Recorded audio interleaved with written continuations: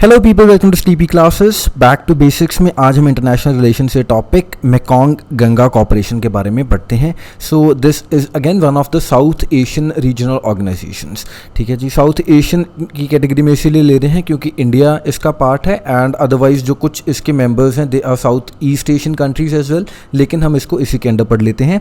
तो सबसे पहले अगर हम ओवरव्यू लें तो इस इनिशिएटिव में 6 कंट्रीज़ हैं, India plus 5 ASEAN countries.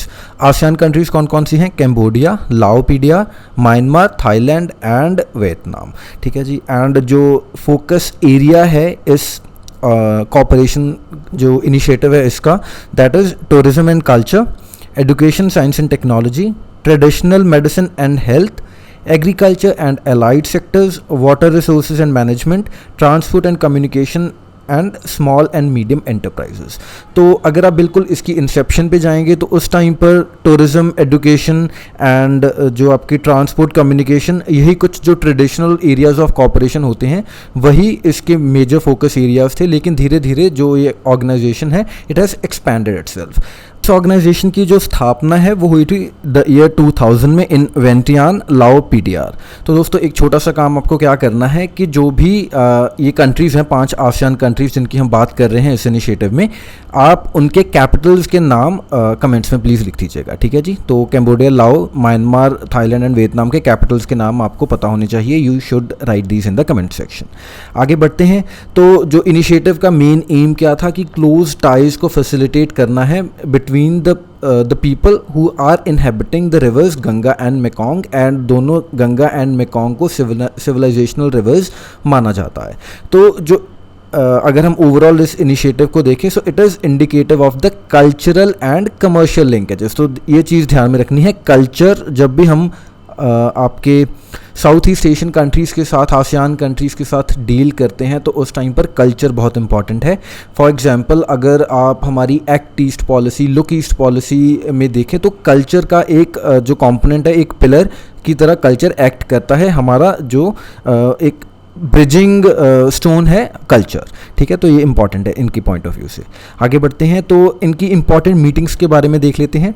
6th जो MGC की मिनिस्टीरियल मीटिंग थी वो हुई थी 2012 में इन न्यू दिल्ली। एंड ये मीटिंग इंपॉर्टेंट क्यों है? क्योंकि इस मीटिंग में ही हमने जो अपने ट्रेडिशनल एरियाज़ ऑफ कॉपरेशन थे, tourism, culture, education, transport and communications, इनसे आगे बढ़कर जो अभी आपने रिसेंटली पढ़े हैं जो SME कॉपरेशन है, राइस जर्म प्लाज्म की conservation, working group on health etcetera, तो इस मीटिंग में ही हमने इन सब इनिशिएटिव्स को इसके एम्ब्रेस में लिया and the organisation expanded its scope. ठीक है, इसके बाद आती है आपकी 10th Mekong Ganga cooperation ministerial meeting जो कि हुई थी बैंकॉक, थाईलैंड में। एंड इस मीटिंग के दौरान जो MGC का प्लान ऑफ एक्शन 2019 टू 2022 है उसको अडॉप्ट किया गया।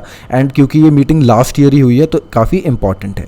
एंड जो 11th MGC मीटिंग है जो 2020 में होनी है, अब फिंगर्स क्रॉस्ड कि कैसे things will turn out due to this corona virus, लेकिन अगेन 2020 की जो मीट है वो होनी है वियतनाम में। ठीक है, एंड जो मीट होगी it would be on the sidelines of the ASEAN foreign ministers meeting.